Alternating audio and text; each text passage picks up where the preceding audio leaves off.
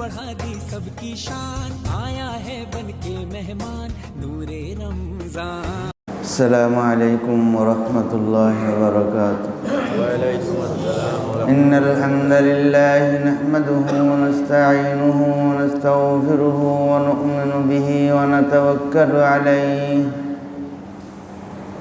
ونعوذ بالله من شرور أنفسنا ومن سيئات أعمالنا. من يهد الله فلا مضل له ومن يضلل فلا هادي له. ونشهد أن لا إله إلا الله وحده لا شريك له ولا نزير له ولا وزير له ولا مثيل له ولا مشير له ولا معين له. ونشهد أن سيدنا وسندنا وحبيبنا وطبيبنا وطبيب قلوبنا وطبيب أرواحنا ومرشدنا ومولانا محمدا عبده ورسوله الذي أرسله بالحق بشيرا ونذيرا وداعيا إلى الله بإذنه وسراجا وقمرا منيرا. اللهم صل على سيدنا ومولانا محمد في أول كلامنا. اللهم صل على سيدنا ومولانا محمد في أوسط كلامنا. اللهم صل على سيدنا ومولانا محمد في آخر كلامنا. وصلى الله تعالى على خير خلقه محمد وعلى آله وصحبه أجمعين. أما بعد فأعوذ بالله من الشيطان الرجيم. بسم الله الرحمن الرحيم. يا أيها الذين آمنوا كتب عليكم الصيام كما كتب على الذين من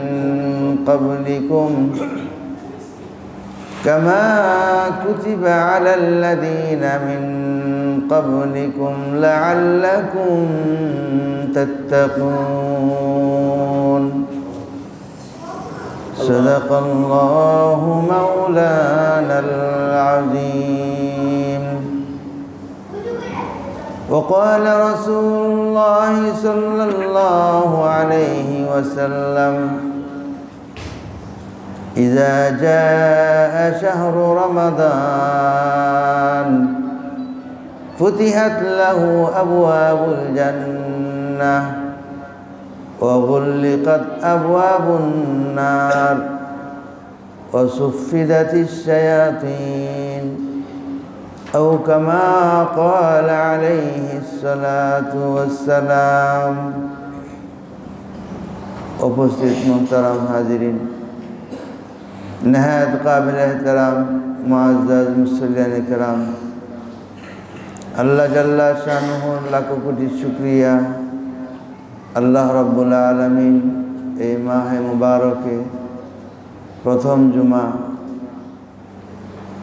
আল্লাহ রাব্বুল আলামিনের মহান হুকুম জুমার নামাজ আদায়ের উদ্দেশ্যে আল্লাহর ঘর মসজিদে আগে আগে হাজির হয়ে দিনই কিছু আলোচনা শরীক হওয়া আল্লাহ পাক আমাদের সকলকে তৌফিক দান করেছেন। এজন্য সকলেই অন্তরের অন্তঃস্থল থেকে শুকর আদায় করি আলহামদুলিল্লাহ। আলহামদুলিল্লাহ। রমজান মাস হুয়া শাহরুন আউয়ালুহু রহমা وأوسطه مغفرة وآخره عتق من النار 30 রমজান প্রথম দশক রহমত, মাঝখানের দশক মাগফিরাত, শেষ দশক দুজক থেকে নাজাত। আল্লাহ তাআলা আমাদের সকলকে রহমত, মাগফিরাত এবং নাজাতের ব্যবস্থা করে দেন। দুনিয়াতে আমাদের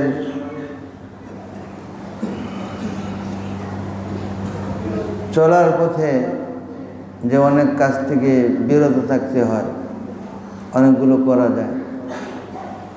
এই রমজান মাসটি এমন একটি মাস যা সওম, এর অর্থ হলো বিরত থাকা। এর শাব্দিক অর্থই হচ্ছে বিরত থাকা, পানাহার, নিজের জৈবিক চাহিদা থেকে বিরত থাকা। এই জগতে যারা এই পানাহার থেকে, জৈবিক চাহিদা থেকে দিনের বেলায় বিরত থাকবে, আল্লাহ রাব্বুল আলামিন আখিরাতে এই পুঁজি তাকে লাভে আসলে বুঝাই দিবে। যে দিনের বেলার যে কষ্ট দুনিয়াতে রোজার মাসে, এই কষ্টকে দূর করে তার বিনিময় আল্লাহ তাআলা জান্নাত দান করবে। তো ওই সুখ এবং ওই শান্তি তো হলো আবাদুল আবাদের সারা জিন্দিগি। আল্লাহ তাআলা বলছেন, ইয়া আইয়ুহাল্লাযীনা আমানুত্তাকুল্লাহ ইত্তাকুল্লাহ ওয়া মান ইয়াত্তাকিল্লাহ ইন্নামাত তাকওয়া। এই শব্দ কোরআন শরীফের বহু জায়গার মধ্যে তাকওয়া তাকওয়া তাকওয়া আসছে। এমনকি যে রোজার যে বিধানের যে আয়াত আসছে, সে আয়াতের মধ্যে শেষ শব্দ লাআল্লাকুম তাত্তাকুন। রোজা তোমাদের উপরে ফরজ করা হয়েছে যেমনভাবে পূর্ববর্তীদের উপরে ফরজ করা হয়েছিল, যাতে তোমরা তাকওয়া অর্জন করতে পারো। এই তাকওয়া শব্দের অর্থ হইল পরহেজ, বিরত থাকা, বেঁচে থাকা, ভয় করা ইত্যাদি ইত্যাদি। রমজান মাসের রোজার বিশেষ একটা বৈশিষ্ট্য হচ্ছে যে এর দ্বারা দুইটা জিনিস লাভ হয়। একটা হইল মহব্বত, আরেকটা হইল ভয়। এই রোজার দ্বারা মহব্বত পয়দা হয়, ভয় পয়দা হয়। এটা রমজানের এই রোজার বিশেষ একটা বৈশিষ্ট্য, যে পিতা পুত্রের পরস্পরের ভিতরে ভালোবাসা আছে। এই জন্য পুত্র এমন কোনো কাজ করে না যে কাজ করলে পিতা অসন্তুষ্ট হবে। এটা মহব্বতের দলিল। আরেকটা হলো পুত্র পিতার অসন্তোষে এমন কোনো কাজ করে না যে কাজের জন্য তাকে জবাবদিহিতা করতে হবে, ভয়। যে রোজার দ্বারা রোজার বিশেষ দুইটা বৈশিষ্ট্য, যে দুইটি বৈশিষ্ট্যের একটা হলো মহব্বত পয়দা হয়, আর একটা হলো ভয় পয়দা হয়। আমি খালি ঘরে যদি কেউ না থাকে, আমি একা থাকি, আমি যদি খাই আমাকে কেউ ফেরাইতে পারবে? আমি খাইয়ে নিলাম। এখানে দুইটা কাজ করে, জিনিস কাজ করে। একটা হলো আল্লাহ তাআলা হুকুম যে রোজার দিনে রমজান মাসে খাওয়া যায় না, এই আল্লাহর হুকুমের জন্য আল্লাহকে আমি ভালোবাসি, আল্লাহকে আমি ভালোবাসি। এই মহব্বতে সে কষ্টকে স্বীকার করে নেয়। খারাপ সম্পর্ক যখন কারোর সাথে হয়, তখন বউয়ের মহব্বতও ভুলে যায়, তার আশাকে পড়ার চেষ্টা করে। বোঝা গেল মহব্বত চলে গেছে আরেকজনের দিকে। মহব্বত এত মারাত্মক। আরেকটা হইল যে ভয়, যে আমি যদি খাই কেউ না দেখুক, আল্লাহ তো দেখছেন, এই ভয়ে খায়। তো রোজার দ্বারা মহব্বত পয়দা হয়, রোজার দ্বারা ভয় পয়দা হয়। রোজার দ্বারা মহব্বত পয়দা হয়, রোজার দ্বারা ভয় পয়দা হয়।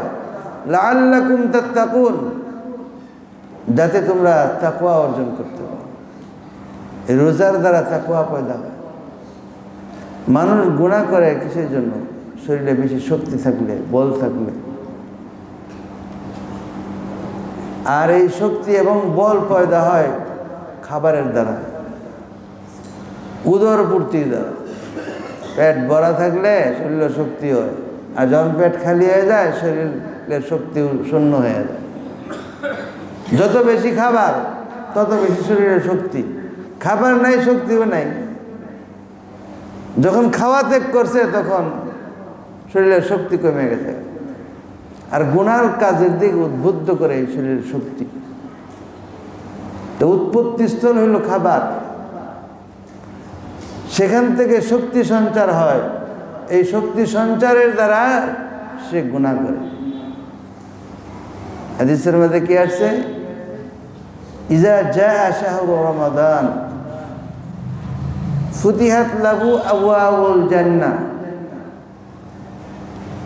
এই হাদিসের অর্থ আমি বলছি না, যে হযরত থানভী রহমতুল্লাহ আলাইহি আকল কি নজর মে ইসলাম একটা কিতাব আছে, ওই কিতাবের মধ্যে লিখছেন যে যখন রমজান মাস আসে, ইজা জাআ শাহরু রমাদান ফুতিহাত লাহু আবওয়াবুল জান্নাহ, রোজাদারের জন্য জান্নাতের সমস্ত দরজাগুলো খুলে দেওয়া। ওয়াগুল্লিকাত আবওয়াবুন নার, আর জাহান্নামের সমস্ত দরজাগুলোকে বন্ধ করে দেওয়া হয়।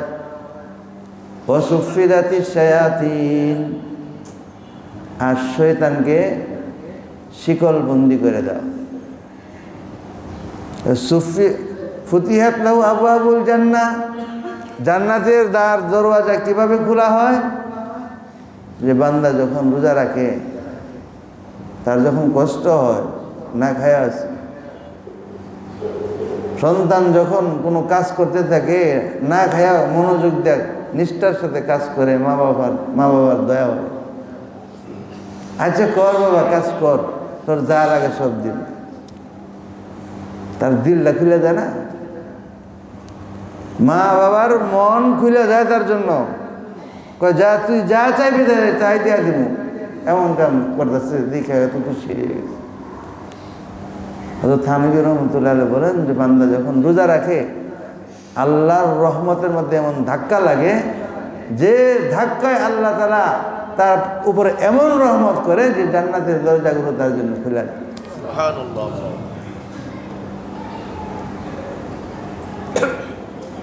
আর সে যখন পানাহার থেকে সে মুক্ত, সে পেট ভরছে না, উদর পূর্তিতে সে নাই, নিজের চাহিদা পূরণ করবে কোথায় থেকে? তার তো শরীরে সে ওই শক্তি, ওই ক্ষমতা নাই, শক্তি নাই, ওই শক্তি সঞ্চার তার বন্ধ হয়ে গেছে। যখন দিন বেলা যত বাড়তে থাকে শরীরের মধ্যে শক্তি কমতে থাকে, শরীরে তেমন একটা বল পাওয়া যায় না। এইভাবে যখন যায়, তখন হাজারো কিছু হইলেও গুনাহ মনের মধ্যে আসে না, গুনাহ মনের থেকে উঠে যায়, গুনাহ মনের থেকে উঠে যায়। গুনাহ যখন মনের থেকে উঠে যায়, তখন তার জন্য তো যখন গুনাহ হয় না, জাহান্নামের দরজা আল্লাহ তাআলা অটোমেটিকলি তখন তার রোজাদারের জন্য বন্ধ করে দেয়। এই বান্দা তো গুনার চাহিদাই নেই, গুনার ইচ্ছাই তার ভিতরে নাই। গুল্লিকাত আবওয়াবুন নার, তখন জাহান্নামের দরজাগুলো তার জন্য বন্ধ হয়ে যায়। ওয়াসুফিদাতিশ শায়াতিন, আর শয়তানকে শিকল বন্দি করা হয়। ইসফাত বা তাসফিদ, যে শয়তানকে শিকল বন্দি, শয়তানদেরও সেটা বান্দার দরকার নাই, যদি এখানে বোঝানোর জন্য আমাদেরকে বোঝানো।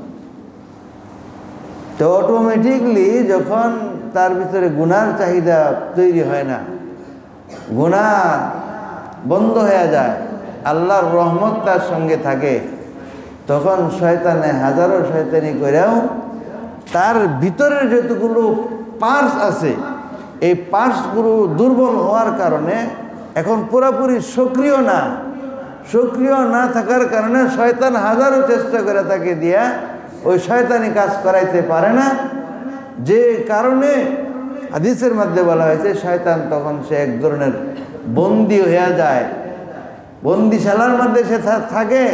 এটাকে হাদিসের ভাষায় বলা হয়েছে, হযরত থানভী রহমতুল্লাহ আলাইহি বলেন যে এটাকে বলা হয়েছে শিকলবন্দি করে। আর একটা অর্থ হইল যে এটা কোনো ব্যাখ্যার দরকার নাই, সরাসরি এটাই অর্থ যে আল্লাহ তাআলা এই রমজান মাসে আসলেই শয়তানকে শিকলবন্দি করে দেয়, ব্যাখ্যার জন্য। আর থানভী রহমতুল্লাহ আলাইহি বলছেন যে এখানে তাসফিদ ইসফাদের অর্থ হচ্ছে শরীরের ভিতরে যতগুলো যে নার আছে, কারণ ইন্নাশ শাইতানা ইয়াজরি মিনাল ইনসানি মাজরাদ দাম, যে শয়তান মানুষের নারী নক্ষত্রের রক্তের মতো সে প্রবাহমান থাকে, বুঝলে? রোজা কি গায়ের রোজা, শয়তান মানুষের নারী নক্ষত্রে রক্ত যেভাবে চলাচল করতে থাকে শয়তান এইভাবে চলতে থাকে। যখন ভিতরের পার্টসগুলো যখন দুর্বল হয়ে যায় তখন আল্লাহ তাআলা ওই শয়তানের দ্বারা কোনো শয়তানি করাইতে পারে। আর যারা শয়তানি করে ওই রমজানের আগেও করতো, রমজানেও করে। রমজানে সে রোজা রাখে না, বরং রোজার ওপর আরো কটাক্ষ করে। দেখেন না আমাদের দেশে কি ঘটে, প্রত্যেক বছরে আমি দেখে আসছি বহু বছর ধরে রমজান মাসের মধ্যে কোনো না কোনো একটা অঘটন ঘটবই, শয়তানের দলে এমন একটা ঘটনা ঘটাইব। কোনো বছর কি করে টিপকাণ্ড ঘটে, এক পুলিশের চাকরি চলে গেল, মনে আছে আপনাদের? পুলিশের মানুষকে ভিন্ন খাতে প্রবাহ করার জন্য এমন একটা ঘটনা ঘটাইয়া দিয়া, যে টিপকাণ্ড দিয়া মানুষকে পাপ কাজের মধ্যে লিপ্ত করে। আবার কি কাণ্ড এই বছর ঘটলো, যে মেয়েরাও বিড়ি খায়, এই কথাও আমি শুনছি আগে। বাংলাদেশ রাষ্ট্রের রাষ্ট্রীয় নিয়মে আছে যে বাসে, পাবলিক প্লেসে এই বিড়ি মেয়ে লোক আর পুরুষ লোক নাই, সবার জন্য নিষিদ্ধ, সকলের জন্য নিষিদ্ধ, এটা অপরাধ। এখন মেয়েরা এই রোজার দিনে মানুষের দেখায় হারে বিড়িটা, মুসলিম দেশ, মুসলমান দেশ, যে এটাও রোজার মাসের মধ্যে আমাদের এগুলো শুনতে হবে। তারপরেও যাদের দ্বারা এই দেশের গণজোয়ার হয়েছে, গণবিপ্লব ঘটছে, এই বিপ্লবীরাও এটার সাথে জড়িত। এদের কাছ থেকে আমরা ভবিষ্যৎ কি আশা? কেমন মা বাবার গর্ভ থেকে এই সন্তানদের জন্ম, যে মেয়ে হয়ে বিড়ি খাও, আচ্ছা খাও, তোমার ঘরে খাও। সৌদি আরবে এয়ারপোর্টের ভিতরে দেখছি যে smoking corner, ladies and gents দুইজনের জন্য পাঠ করা আছে এয়ারপোর্টের ভিতরে। ওই দোয়া খাও, যা খাও নিজে খাও, নিজে ছাড়ো, ওটা যাতে আর কেউ না পায়, এই জন্য ওরকম গ্লাসের ভিতরে করে রাখছে।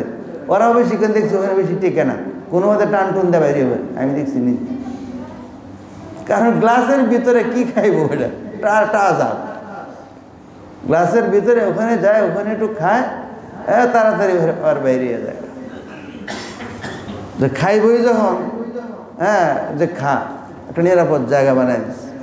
কিন্তু আমাদের দেশে মেয়েরা কি কয় যে পাবলিক প্লেস, স্বরাষ্ট্র উপদেষ্টা না কি কয়, স্বরাষ্ট্রমন্ত্রী, সে বলছে এটা আইনত দণ্ডনীয়। পাবলিক প্লেস কি তার বাবার জায়গা? দেখছেন মেয়েরা কি কয়, এটা কি তার বাবার জায়গা? এটা এরা মুসলমানের সন্তান। এই জন্য এই যে রোজার মধ্যে যে কত অঘটন ঘটায়, অথচ যে ইউনিভার্সিটির মেয়েরা এই কাণ্ডগুলো করে ওই ইউনিভার্সিটিতেই একই নামে নাম প্রায় সেম সেম,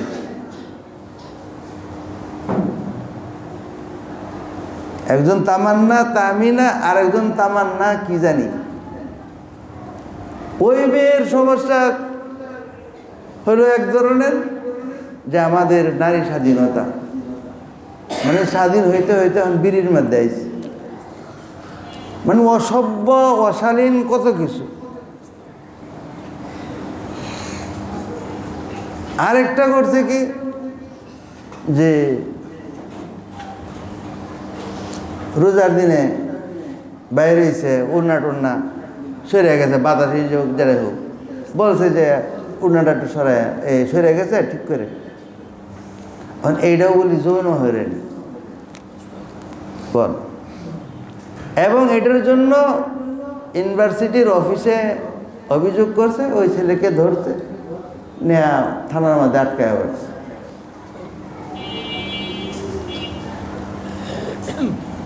এটা কি ভাবা যায়? এদের আত্মাগুলোকে আল্লাহ কি দিয়ে বানাইছে?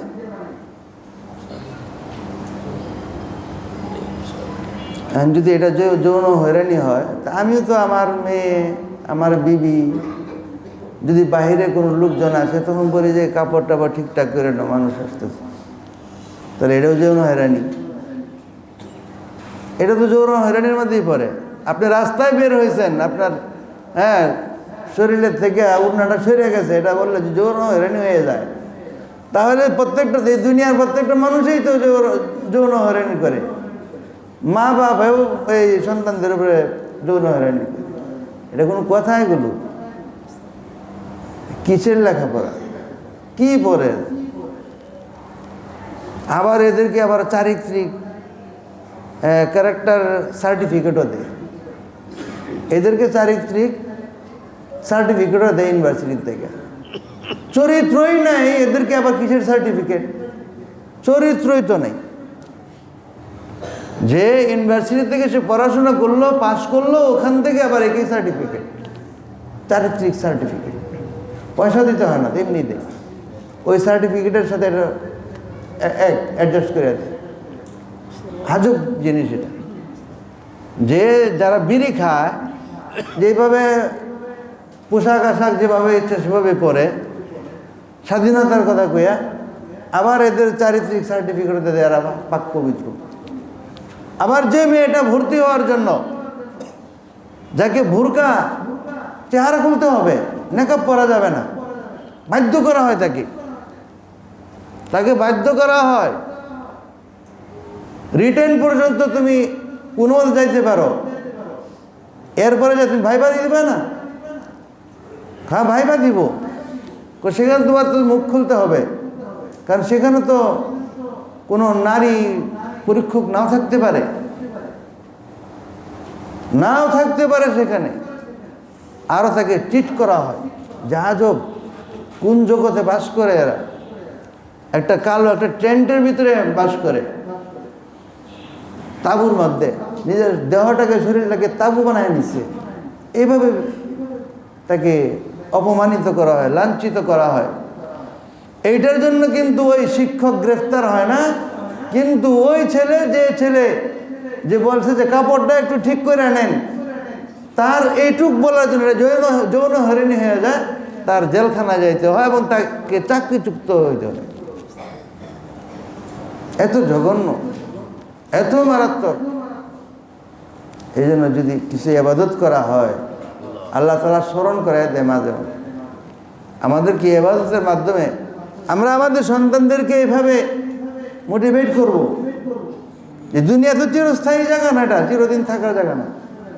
আল্লাহরে ভয় করো, যেমন পিতা মাতাকে ভয় করো, এটা তো সাময়িক, মা বাপকে খুশি করার জন্য, কিন্তু আখিরাত তোমার অনন্তকালের জীবন।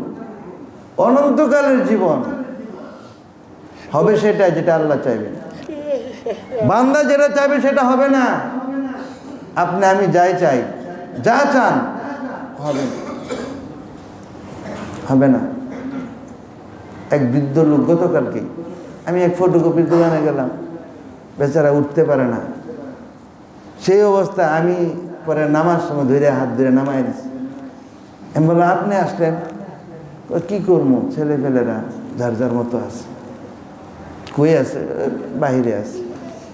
মাশাআল্লাহ, শেষ জীবনটা দেখেন কত কষ্ট, এই নিজের জীবন যৌবন ধ্বংস করিয়া এখন ওই পেনশনের যে কাগজপত্র এগুলো ফটোকপি করা লাগে, এইটাকে ঠিকঠাক করবো কোনো লোক নাই। তা আপনার বেগম সাহেব কহে আমার চেয়ে বেশি দুর্বল, তার খেদমত করে দেওয়ার লাগে। আল্লাহু আকবার। এই বেড়ারে আমি ধরে উড়াইলাম, হ্যাঁ বলি তার গিন্নিরে খেদমত করে, চিন্তা করা যায়? অর্থাৎ সন্তানরা যার যার মতো, ওই যে কাকড়া, আমি প্রায়ই এটা উদাহরণ দিই, কাকড়া, কারণ আমি তো গ্রামে জন্ম, আমাদের ছেলেপেলেরা তো কাকড়া চিনে না, কাকড়া কি জিনিস দেখেও নাই। মা কাকড়া, সে কিন্তু নিজের বিসর্জন দেয় তার সন্তানদের জন্য, পরে নিজে ওই যে খুকলাটা পড়ে থাকে, আর সবাই তারে খায়া, হ্যাঁ, ওখান থেকেই মিচিউর হয়ে সারা হাঁটতে হাঁটতে চলে যায়। তা আমরা আমাদের অবস্থাটা এরকম যে আমরা আমাদের জীবনকে বিসর্জন দিয়া সন্তান যারা যার যার মতো চলে গেছে, কিন্তু হবে সেটাই যেটা আল্লাহ। এই জন্য নিজেদেরকে খুব সতর্ক রাখা। তো রোজার মাস আমরা তো আসলে বুঝি না, লা ইয়াদখুলুল জান্নাতা কাত্তা, চুগলখোর বেহেশতে যাবে না। এখন এই কাত্তার শব্দটা কীর্তন শব্দ থেকে, কীর্তন শব্দের অর্থ ঘাস, বহু বছর হলো কাত্তার, যে অনেক ঘাস কাটে। তো যে অনেক ঘাস কাটে সে তো বেহেশতে যাবে না। আল্লাহর বান্দা আরবি জানে, হ্যাঁ এটুকুই বুঝছে। এখন যে হুজুরে বয়ান, এখন তো ওই বয়ানই কেন্দ্র, হুজুর আমি তো আমার পেশাই হলো ঘাস কাটা, আমি ঘাস কাটি, কাটা বিক্রি করি। যদি সবাই তো যদি ভালো মানুষ, আমি খারাপ, আমি ঘাস কাটি, আরে এটার অর্থ ঘাস কাটা না। সে বুঝে নিছে কি, যে ঘাস কাটে ঘাসে জান্নাতে যাবে না, লা ইয়াদখুলুল জান্নাতা কাত্তার। এই কাত্তাতের মোরাদ হইল, উদ্দেশ্য হইল যে এর কথা নিয়ে আরেক জায়গায় নিয়ে লাগা, এই কাটাকাটি মোড়া। ওই ঘাস নিয়ে গরুরে দেয়, গরু খায়, গরু মজা পায়, গরু স্বাদ পায়, হ্যাঁ, আরেক জায়গাতে কাটে নিয়ে গেছে। তুমিও এরকম ভাবে একজনের কথাকে কেটে আরেক জায়গায় নিয়ে লাগাই দিছো তার মজার জন্য। এই যে তুমি যে মজা পাওয়াই দিছো না, এই মজা পাওয়ার জন্য তোমার শাস্তি হলো তোমার জাহান্নাম। এখন সে সরল মানুষ হওয়ার কারণে সে বলতেছে যে হ্যাঁ আমি তো ঘাস কাটি, আসলে ঘাস কাটার জন্য উদ্দেশ্য না এটা। এখানে এটা বোঝাইছে না, এখানে বোঝানো হয়েছে চুগলখুরি। রোজার মাসে এই বদ আমল, বদ গুনাহ, জবানের হেফাজত করা, চোখের হেফাজত করা, হাতের হেফাজত করা, এগুলোর দ্বারা রোজার রূহ নষ্ট হয়ে যায়, রোজার রূহ নষ্ট হয়ে যায়। এই জন্য কোরআন শরীফের তেলাওয়াত বেশি বেশি করা, নিজে পড়তে না পারলে আরেকজনের তেলাওয়াত শোনা, আরেকজনের তেলাওয়াত শোনা অনেক ফজিলত। এই রমজান মাসে কোরআন নাজিল হয়েছে, তো রমজান মাসে যদি কোরআন শরীফটা না শুনি বা না পড়ি, তাহলে আর কখন পড়ব, আর কখন শুনব? মসজিদে নববীর ইমাম নাফি, 70 বছরের ইমাম, তার মুখ দেয়া সবসময় সুগন্ধ বের হইত, আতর। একদিন ছাত্র কয়, হুজুর আপনি কি মুখের ভিতরে আতর লাগায় রাখেন নাকি? কয় মুখে কেউ আতর লাগায়? মুখে কেউ আতর লাগায় নাকি? শরীরে লাগায়, আর মুখে লাগায় তো পেটের ভিতরে যাব। কথা হলে এত গ্রান কেন আপনার? এই যে এখানে আপনি বসেন, আপনার মুখ দিয়ে কথা বললে গ্রান বাইরে হয়ে যেতে, উড়িয়ে যেতে, আমরা পাগল হয়ে যাই আপনার গ্রান। জানি না, তবে একদিন যেহেতু এই মসজিদের ইমাম, মসজিদে নববী, পাশে যিনি শুয়ে আছে আমার স্বপ্নে দেখাইছে যে হে নাফে, তুমি যে কোরআন শরীফ পড়ো মনে চায় তোমার আমি একটা চুমা দিই। আল্লাহ, হ্যাঁ, তো এত সুন্দর অফার, এটা কি এটাতে কেউ মাহরুম হয়? ইয়া রাসূলুল্লাহ, সে নিজের ঠোঁট টানে আল্লাহ রসুলের জবান মুবারকের সামনে আগায় দিয়েছে, আল্লাহ রসুল তার ঠোঁটের মধ্যে একটু চুমা দিয়েছে। কাম হয়ে গেছে সারা জীবনে, যতদিন বাচ্চা আসছিল তার মুখ দেখালে গ্রাম বাড়ি।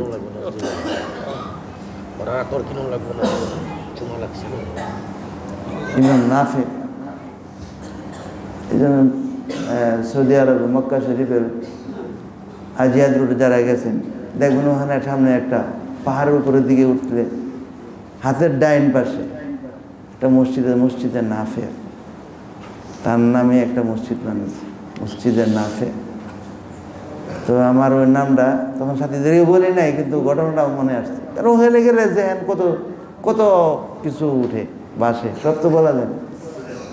তো আমার মনে হয়েছে আরে ইমাম নাফে আল্লাহ রসুল যারা মুখে চুম্বন দিয়েছিল আর তার মুখ সুগ্রাণ হয়ে গেছে, আতর হয়ে গেছে, আতর হের লগে চলে। এখন